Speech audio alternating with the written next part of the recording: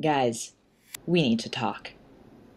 Remember that debt ceiling crisis? That debacle manufactured by politicians who couldn't work together and get a job done, when the United States of America almost defaulted on its own debt? Yeah, that mess. So, Congress never actually came up with a solution to our debt. They just put off the problem and created a self-imposed threat to make sure they would eventually do something.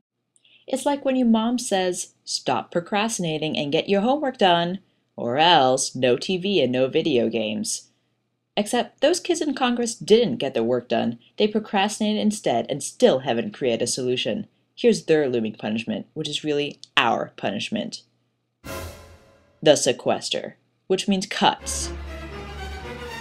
Lots of cuts. Social Security, Medicare, Medicaid? Yeah, those are safe for now. The cuts apply to discretionary spending and are split evenly between defense and non-defense. Is a sequester looking at inefficiencies in defense, education, transportation, regulations? Nah, that takes too much effort. The sequester just chops a chunk from every one of them. The bipartisan policy setter estimates that the sequester will make across-the-board cuts equal to 15% of the Department of Defense and 12% of all other government agencies.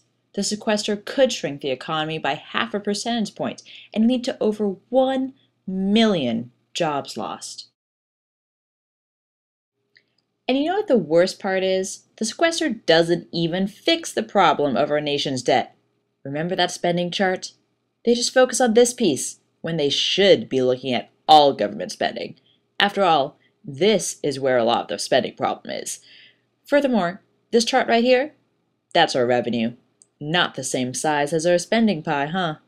That's also a problem. The sequester will officially happen on January 2nd, but the effects are already being felt today. It is within the realm of possibility that some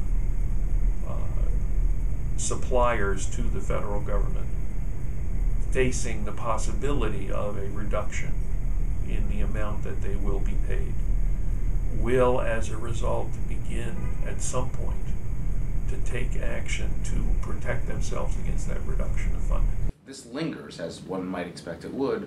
What you will see is that the contractor community, both the defense contractors and the non-defense contractors, we're going to start hearing from agencies that they're trying to squirrel away some cash. They're not going to renew contracts, or going to try to scale them back a little bit. And so the major consequence of that will be we will see every contractor in every congressman's office between now and when they make a decision. And the traffic through D.C. will be nightmarish if nothing else. We need our government to act. We need them to stop acting like children. We need them to form a balanced solution.